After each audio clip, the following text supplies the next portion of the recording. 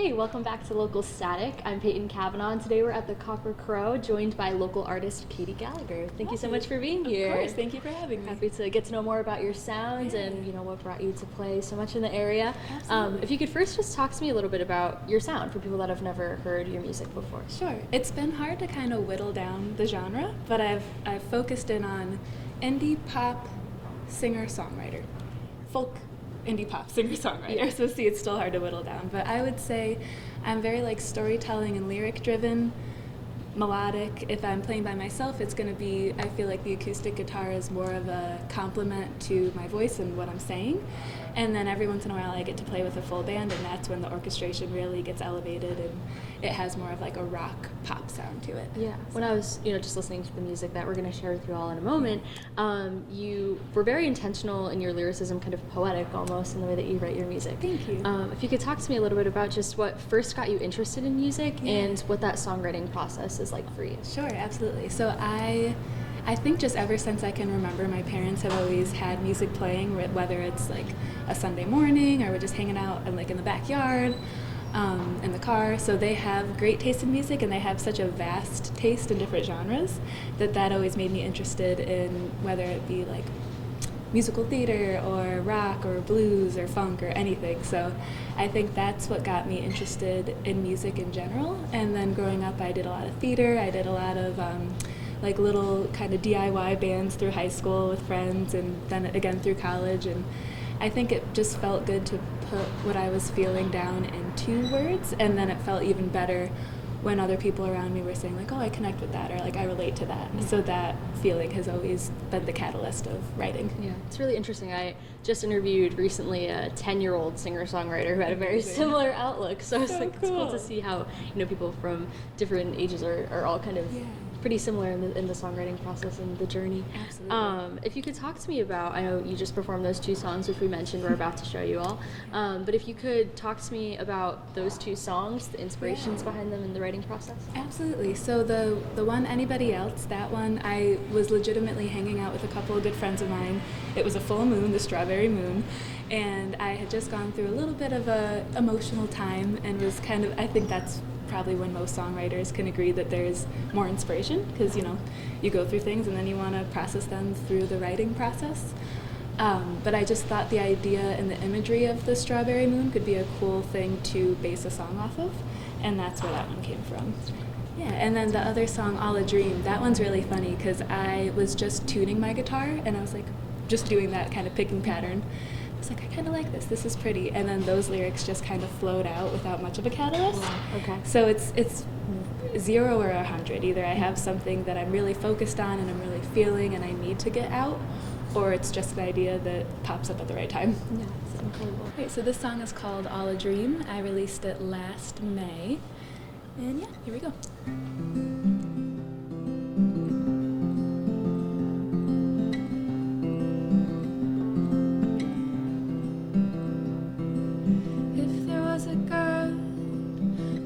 I'd be awakened by your side, burning through the morning sun till the end of the afternoon light.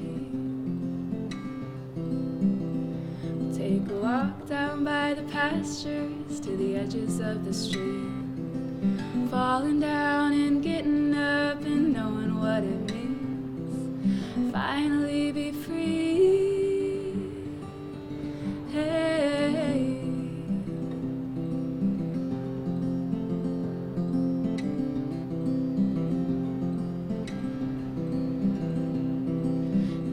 Not too late, know that we could sit out by the fire,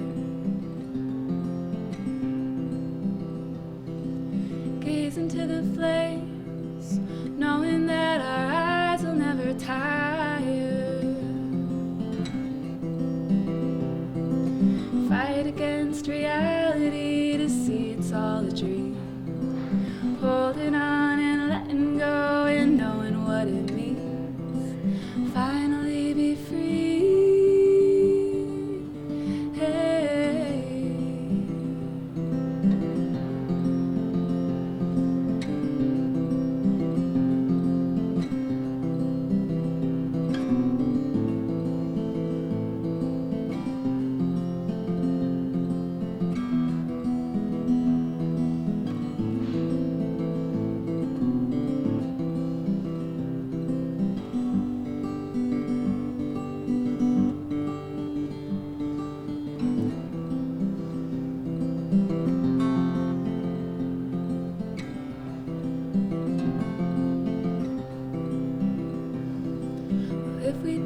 truth.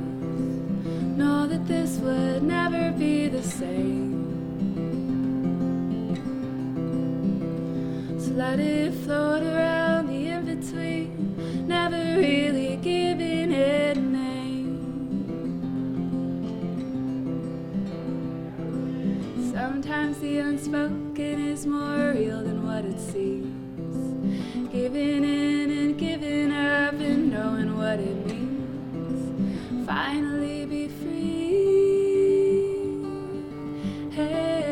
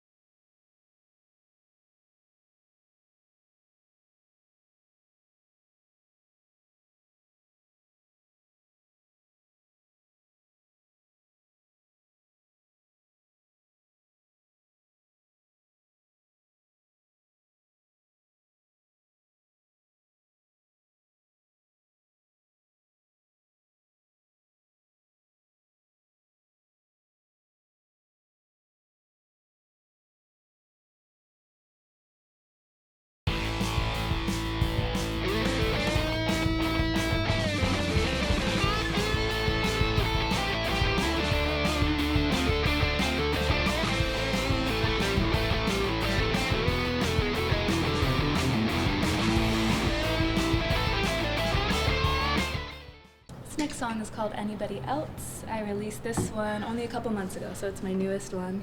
It's going to be more of an abbreviated version, but the full version with a very cool orchestration is out anywhere, so feel free to check it out.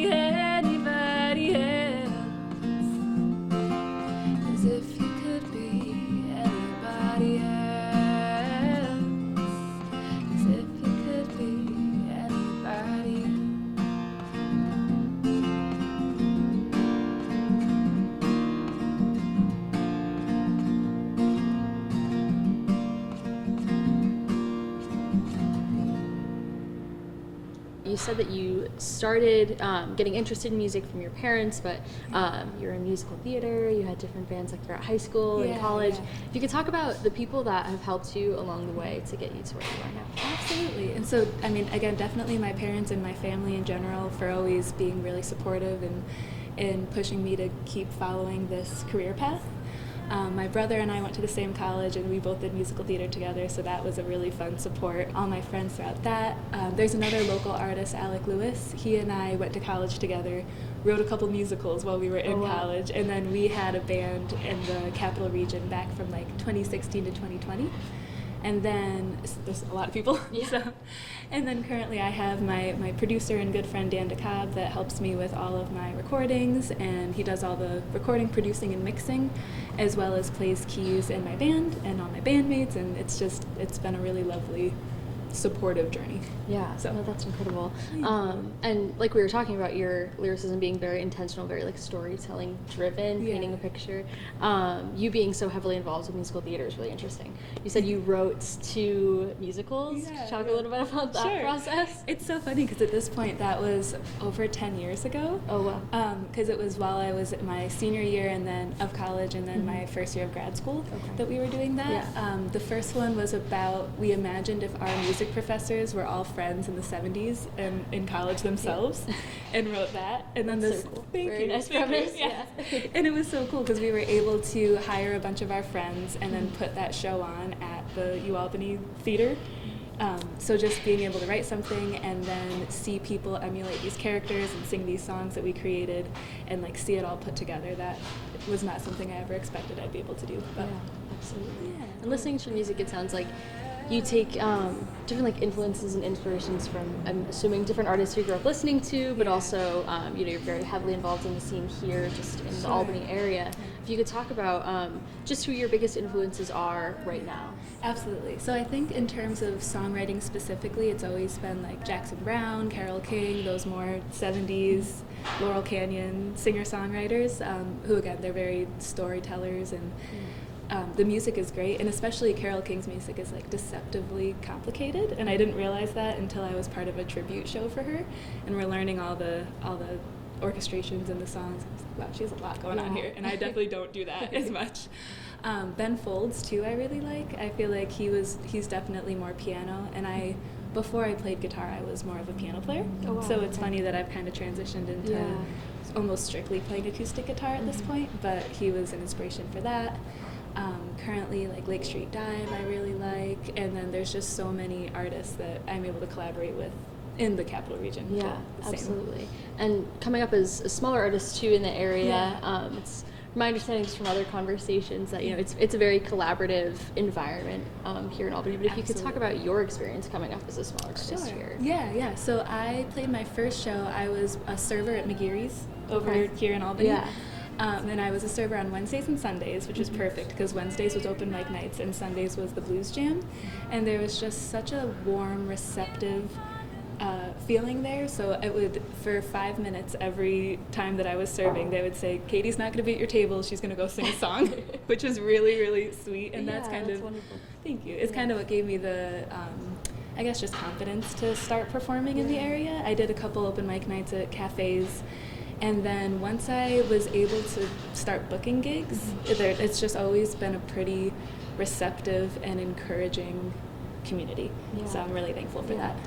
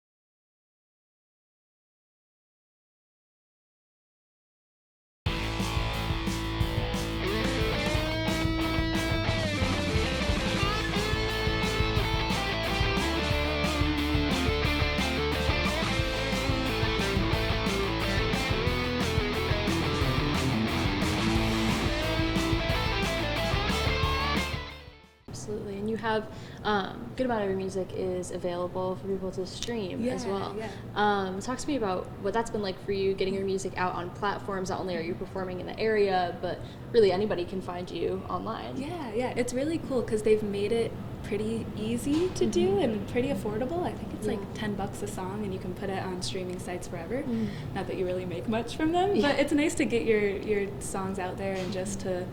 Like, there's a analytics for Spotify, and I don't totally support Spotify, but, and I was able to see that there's like 15 people in Toronto listening to my music right now, and I don't know anyone in Toronto, so it's just nice to see how quickly it can grow and move around because of the internet and because of social media and things like that. Having an expansive reach to different audiences is, I'm sure, really cool. Absolutely. In terms of sharing your music, I know you talked about you like when people can relate to the things that you're writing about, but I guess what's your main goal with sharing your music with others? I think really that is it. It's Yeah. just, it feels really good for me to write something that I'm proud of and that I feel is comforting to myself. And if it could be something that somebody else finds comfort in, that's like the main goal. And just, things that, as long as somebody can feel something from it, I feel good about it. Yeah, absolutely.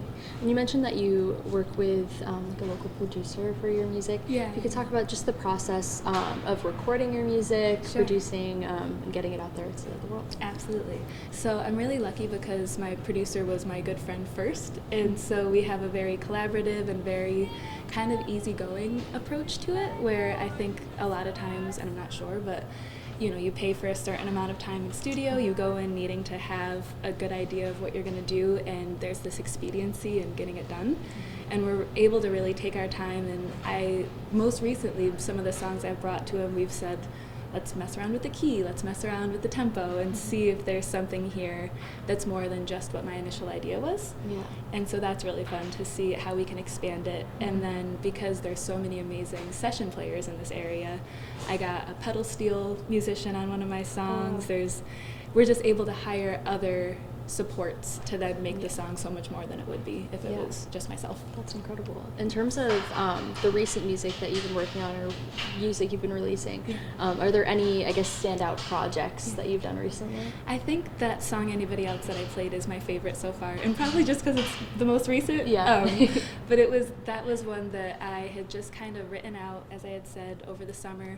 I was like, yeah, I like this, like, we'll see. And then seeing how it built from me and an acoustic guitar to having like 7 different musicians on it. And my favorite part of recording is adding harmonies and backing vocals too. Yeah. So that's really fun, and it's something that amplifies it more than when I'm just playing it by myself. Yeah. So just adding all the different layers, it sounds like. Yeah, absolutely. That finished product I was very proud of. Yeah, that's incredible. In terms of, I guess you said earlier, trying to pinpoint your genre is a little bit difficult. It's very like singer-songwriter, indie folk, almost a little bit of like Americana in there as well, from what I was noticing. But if you could talk about just what you love the most about writing in this genre, performing in this genre. Yeah, I think just the space to have it be different every time is really cool. Yeah. In terms of putting out music, I've leaned a little bit more toward releasing singles just because they could be so different, and I'm not too dead set on having a cohesive album or everything sounding the same. Yeah. So I like that if I guess the focus is the lyrics and what you're trying to say, you can complement that with whatever you want around it. And it's really cool because sometimes I'll play by myself, sometimes it's just myself and my friend Dan on keys, sometimes it's a full band with 5 musicians, and every version of my songs sound different depending on who's playing with me, and that keeps it exciting and fun. Yeah, that's interesting. It's almost like no rules. There's nothing kind of holding you to one specific standard. Absolutely.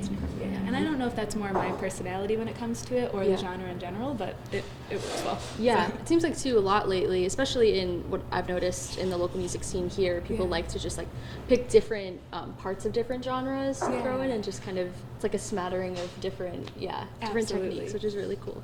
Totally. If you could talk about your experiences performing live here in the area as well. That's been really fun. I feel like again, like I said, my personality is I want to be in different places, doing different things, not big on routine, really, which this is the perfect career for that. So I have a few places like Copper Crow, where we're at now, that I play monthly, and that's always nice to have kind of like a recurrent group of people that come in. The same regulars will like certain venues, or just certain nights of the week will work better for people, so having that as a standard is helpful. But in general, knowing that every month I'm going to be in a different place. I've expanded a little bit outside of the capital region, and I play in Western Mass and in Vermont sometimes. I go a little bit more up north, and it's just nice to, and again, it's been really receptive in terms of booking and playing shows around here. Yeah. In terms of the shows you play too, do you typically lean towards smaller, more intimate venues with your music? Yeah, probably. I would say I do a lot of public gigs, so it's going to be 2 or 3 hours at a restaurant, brewery, stuff like that. And with that, it doesn't get too crazy. And then in terms of ticketed shows, I only do a couple of those a year, and those ones are always a little more anxiety provoking because people are sitting and they're quietly listening Yeah. versus tuning in and out, which is Yeah. both have their benefits. Yeah. So yeah, I would say probably the biggest show I've played, I was able to open up for 38 Special, which was kind of cool. Yeah, that's really cool. I don't know how our genres really super match, but Yeah. it was a very cool experience Yeah. at the one of the Albany events at the Plaza a couple years ago. Yeah. So that was definitely different than what I'm used to. Yeah, definitely. In terms of just looking at all of the different places you've been performing lately and the different venues, is there anything specifically that you think fits your genre more or like your musicality more? Yeah. I think when I'm playing by myself, it's definitely these more like kind of lounge settings. I have a residency starting on the 12th. It's going to be the second Monday of every month at Lost and Found. Congratulations. Thank you. Exciting. Thank you. And so I feel like rooms like that where it's like there's more of a focused area where the music is, but people are just kind of enjoying the evening, kind of checking in and out of the music, but still there knowing that music is happening. Yeah. That's kind of the sweet spot that I found. Yeah, definitely.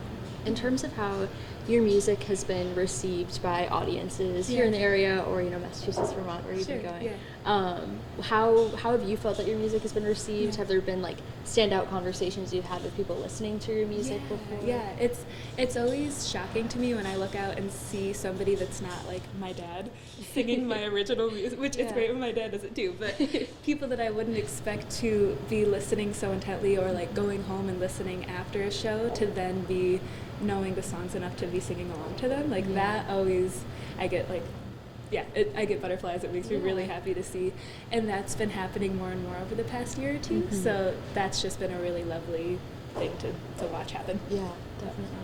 And thinking of, I know you mentioned you lean more towards the venues where people are able to kind of multitask, listen a little bit, and also go about their evening. Yes. Do you think that you would see yourself performing in larger venues in the future? I guess do you have any hopes for your musical journey moving forward? Absolutely. I love the idea of doing more of that. I think I need to get out of my own way mentally a little bit and feel more confident doing those more focused shows. Yeah. I've had a couple opportunities to do that, and it always feels really wonderful when I'm able to. But it's funny because I feel like I get asked the question a lot of like, where do you want to go? And I toyed with touring. I went down to North Carolina a couple times and played my music down there. But I just really love the community that I have here, and so I feel pretty content doing exactly what I'm doing. Yeah. And then if more opportunities arise, that's great too. So. Yeah. That's incredible. Speaking to the community here that you've built within your music, but also just the Capital Region, upstate New York community, the music community specifically. Sure. If you could talk about just how your music has been received. You said that you feel really, close to that community. So just interested to know. Absolutely. So I went to SUNY Albany for school, and then I graduated my grad program in 2016. So I've been living here for a long time, and I think it's been just really cool to see all these different creatives and how open they are to collaboration and different local venues wanting to have art shows and music, and everybody being open to learning about each other and lifting each other up. Yeah. And there's so many musicians, especially through the wedding band that I work for, that I've met as well, that then, they end up recording on one of my albums or playing at one of my shows, and other local artists that we'll build bills together, and that's really exciting. So there's never a lack of people to collaborate with. Yeah. It's interesting too now knowing just more about your musical journey, what brought you here, and when you started. I'm wondering if you were to, I guess, tell yourself when you were first starting out with music something now from your perspective that you have of playing, 10 years since you had your band starting out. What would you say to yourself? Yeah. I think honestly it would be, what you're saying is worth hearing, and there's going to be people that are going to support it, and so kind of have more faith in that from the beginning. And also just, I think when I first started, I was a little nervous to ask for what I wanted in terms of whether it's pay rate, whether it's just like the standards of performing places. And I've gotten to a really great place where now everywhere I work, there's a really professional and mutual understanding. But pushing for that more when I was younger probably would have been helpful. Absolutely. In terms of just future projects, any shows? I know you mentioned you have a show coming up. Any projects, shows, music on the horizon that people should be aware of? Yeah, so I actually have 2 songs that I'm workshopping right now, and it's that same process where we're just kind of throwing some stuff at the wall, seeing Yeah. how we want to recreate what I do solo into something that's then put down on record. But I am hoping to get one of those out by late February. And then the Park Theater in Glens Falls is an awesome space, and that's kind of the listening room that we were talking about. So my full band will be there on March 7th, and that's going to kind of align with that release of that song. But between now and then, at least 8 times a month, I'm somewhere in the capital region, and it's 99% free shows, so definitely check out my website. Yeah, people have to come on out for that for sure. Yeah. In terms of where people can check out your music, I know you said all streaming platforms. Yes. And then Caity Gallagher on like Instagram, social media platforms as well. Caity Gallagher Music, that's Instagram and Facebook, and then that's my website as well, that I try to make sure I keep up to date with everything going on. Okay, perfect. Yeah. Well, thank you so much for joining us today, Caity. I really appreciate it. Thank you for tuning in to Local Static for another week. Make sure to tune in next week for more local music features.